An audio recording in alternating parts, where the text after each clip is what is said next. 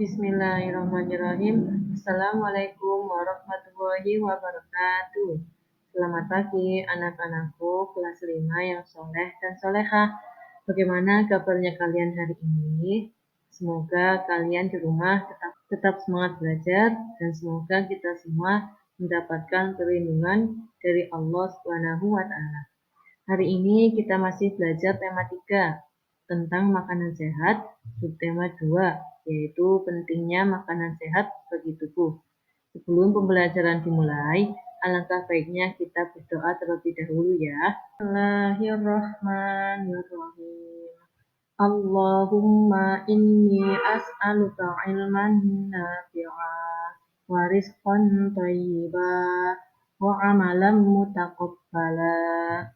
Raditu billahi rabba wa bil islami dina wa bi muhammadin nabiyya wa rasula. Rabbi zidni ilma warzuqni fahma. Amin ya rabbal alamin. Hari ini kita sudah masuk pembelajaran 3, yaitu muatan IPS KD 3.2 mengenai upaya pembangunan sosial dalam masyarakat. Setiap negara memiliki rancangan pembangunan baik di bidang sosial, budaya maupun ekonomi sesuai dengan program dan kemampuannya masing-masing. Apa itu pembangunan sosial?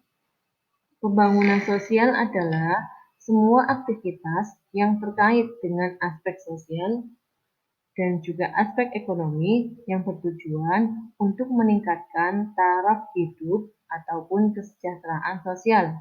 Adanya pembangunan sosial juga bertujuan untuk memenuhi kebutuhan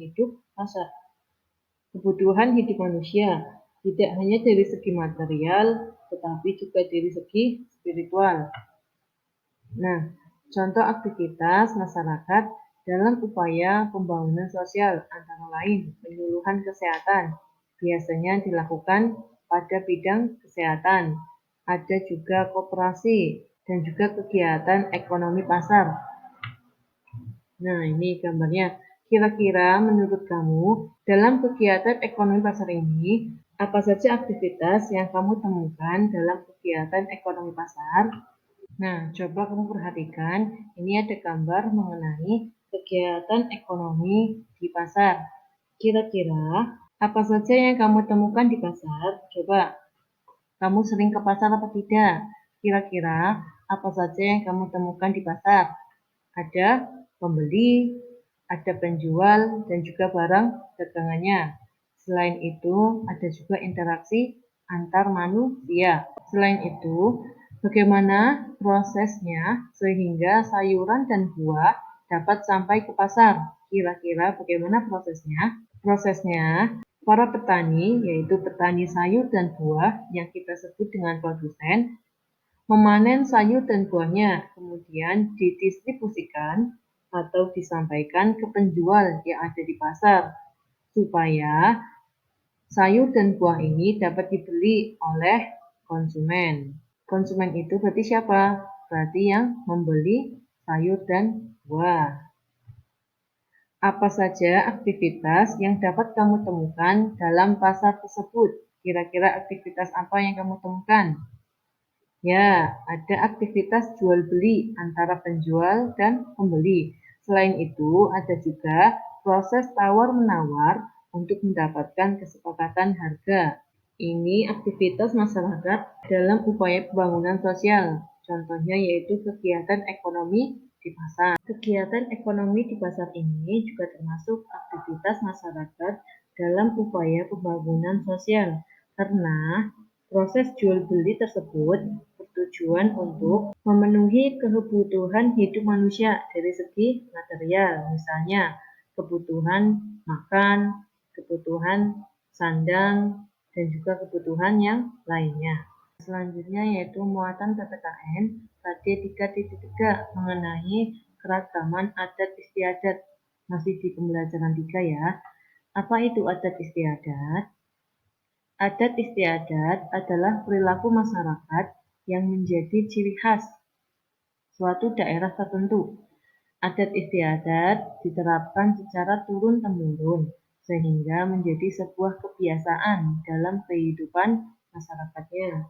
Adat istiadat dibedakan menjadi dua jenis. Ada adat istiadat tertulis, contohnya yaitu peraturan ataupun dokumen. Ada juga tidak tertulis, contohnya cerita rakyat, tarian daerah, dan juga upacara adat. Contohnya apa kira-kira? Contohnya ada adat istiadat di daerah Bali, yaitu ngapen. Ngapen adalah upacara pembakaran jasad yang dilakukan oleh umat Hindu di Bali.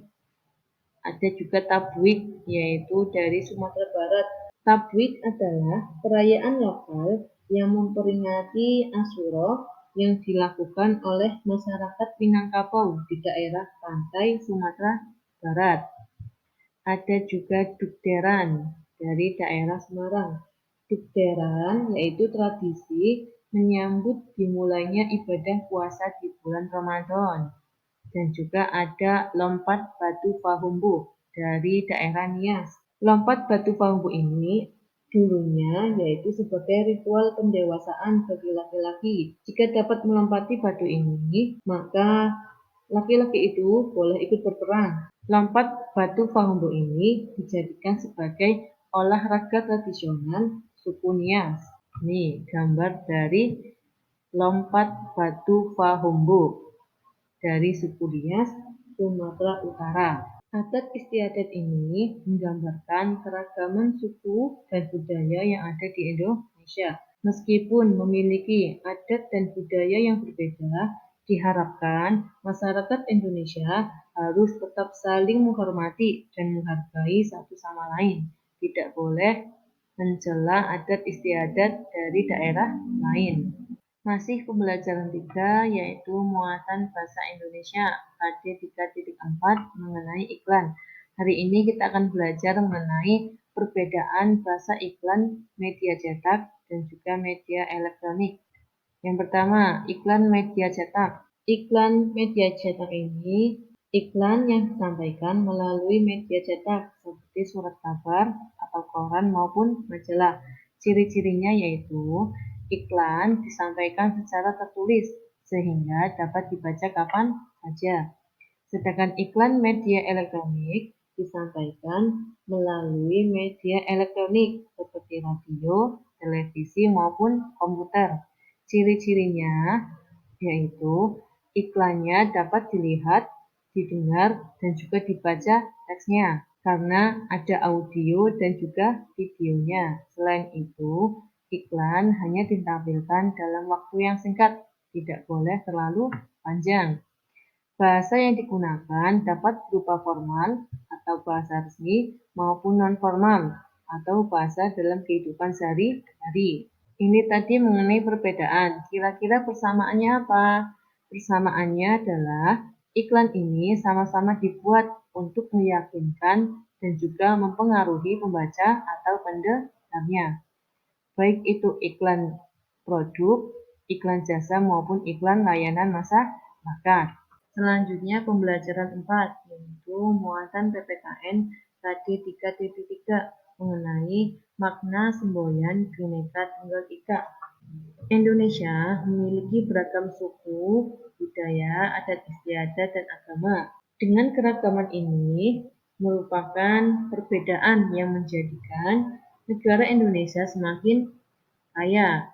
Jadi keragaman yang dimiliki oleh Indonesia ini baik keragaman suku, budaya, adat istiadat, agama, ini adalah sebagai salah satu kekayaan negara Indonesia. Meskipun memiliki perbedaan suku, budaya, atau agama, masyarakat Indonesia harus tetap bersatu. Hal ini tercermin dalam semboyan Bhinneka Tunggal Ika. Apa itu Bhinneka Tunggal Ika? Bhinneka Tunggal Ika artinya yaitu berbeda-beda tetapi tetap satu jua. Semboyan ini tertulis pada lambang Garuda Pancasila pada bagian tulisan di pita yang dicengkram oleh kaki burung Garuda. Ini ada semboyan Bhinneka Tunggal Ika yang terdapat pada tulisan di pita yang dicengkram oleh kaki burung Garuda.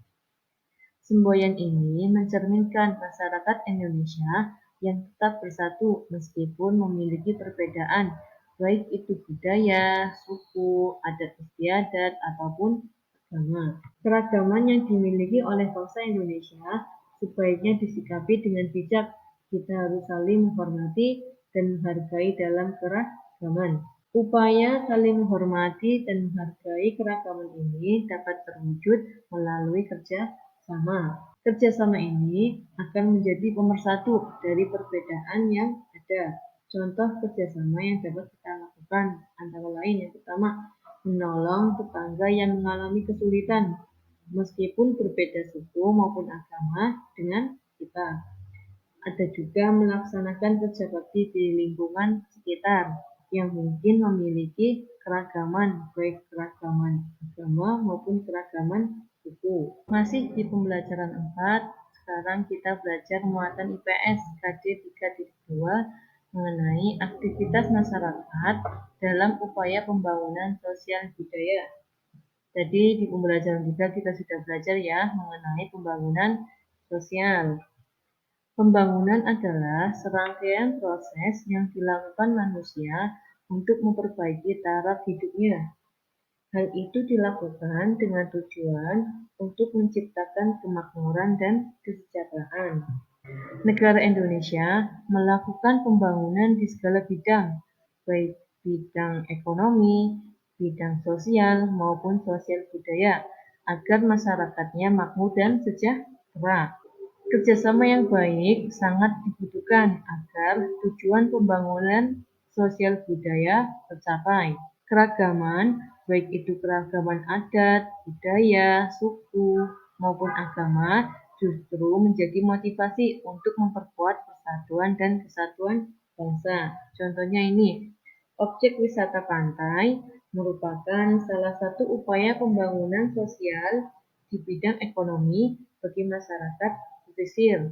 Ada lagi tadi contohnya yaitu kegiatan ekonomi di pasar. Ini juga sebagai salah satu upaya pembangunan sosial bidang ekonomi bagi masyarakat di sekitar pasar.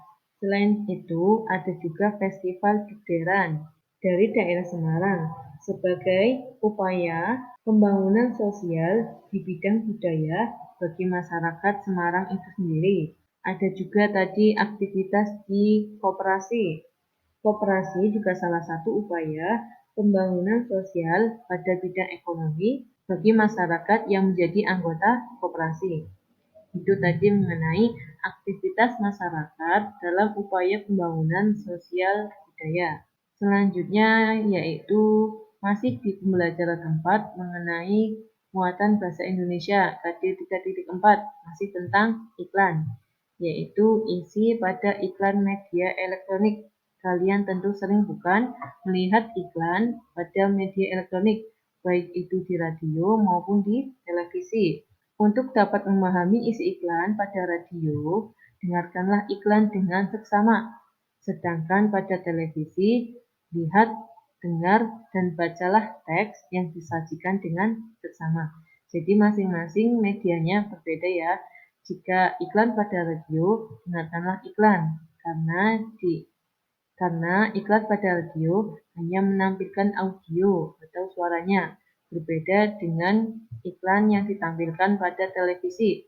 Ada audionya, ada gambarnya, dan juga ada teksnya. Kita perlu mengingat kata kunci yang terdapat pada iklan elektronik karena biasanya disampaikan dalam waktu yang singkat. Kata kunci pada iklan dapat ditemukan pada slogan serta kalimat persuasif yang ada pada iklan tersebut. Ini contohnya, ada iklan yang disampaikan melalui televisi, ada iklan Yakult. Jadi, pada iklan yang ditampilkan pada televisi ini, ada kalimatnya, ada gambarnya, dan juga ada audionya. Tapi maaf ya, ini tidak ada audionya. Di contoh yang saya kasih tidak ada audionya. Jadi, kalian harus mengingat kata kunci yang terdapat pada iklan tersebut.